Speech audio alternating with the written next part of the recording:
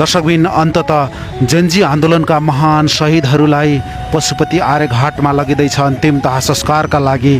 यति बेला यहाँहरू देख्न सक्नुहुन्छ यो गाडीमा विनोद महर्जनको शव छ।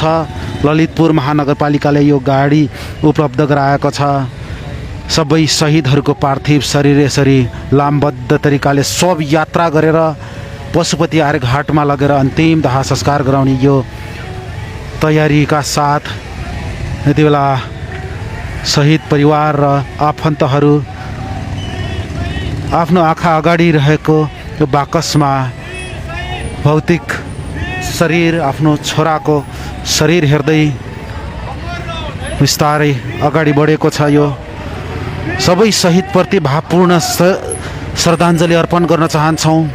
उहाँहरूको बलिदानी र उहाँहरूको त्याग र उहाँहरूको रगतले प्राप्त यो उपलब्धिलाई संस्थागत गर्ने अभिभारा राष्ट्र प्रमुख सुशीला कार्कीको काँधमा परेको छ। अवश्य पनि उहाँबाट नेपाली जनताले ठुलो आशा र भरोसा राखेका छन्। यो गाडीमा शहीद गौरव शाहीको पार्थिव शरीर छ। दर्शक महानुभाव, यो गाडीमा स्वर्गीय वीर शहीद अमर रहून् भन्ने नारा लगाउँदै यति बेला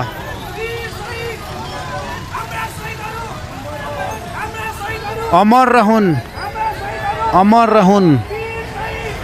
यसमा 6वटा पार्थिव शरीर राखिएको छ, महान शहीदहरूको पार्थिव शरीर। अमर रहून्। हार्दिक श्रद्धाञ्जली जेन्जी आन्दोलनका सबै शहीदहरू। अमर रहून्।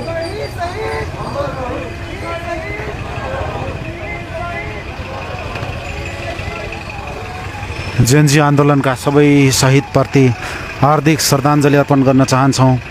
देश र जनताको न्यायका लागि अन्याय अत्याचार र व्यथितिको विरुद्ध सडकबाट आवाज उठाउँदा एउटा विद्रोह मचियो।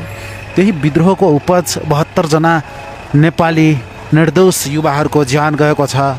यति धेरै मानवीय क्षतिबाट प्राप्त यो उपलब्धिलाई कसरी संस्थागत गर्ने भन्ने ठुलो चुनौती उभिएको छ। सम्माननीय प्रधानमन्त्री सुशीला कार्कीको काँधमा पक्कै पनि नेपाली जनताले राखेको आशा र भरोसा, यी शहीद परिवारका अनुहारमा कहिले निराशा देख्न नपरोस् र यी उपलब्धिलाई संस्थागत गर्दै नयाँ नेपालको त्यो परिकल्पनालाई एउटा उचाइमा लग्नुभयो भने मात्र मृतक शहीद